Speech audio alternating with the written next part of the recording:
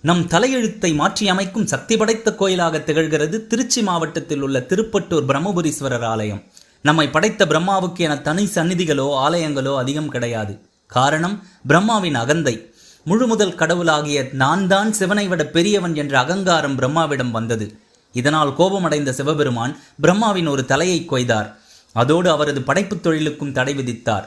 தன் தவறை உணர்ந்த பிரம்மா சிவபெருமானை பணிந்து அனுதினமும் பல தலங்களில் சிவலிங்கங்கள் உருவாக்கி பூஜைகள் செய்ததன் பலனாகத்தான் இழந்தவைகளை மீண்டும் பெற்றார்.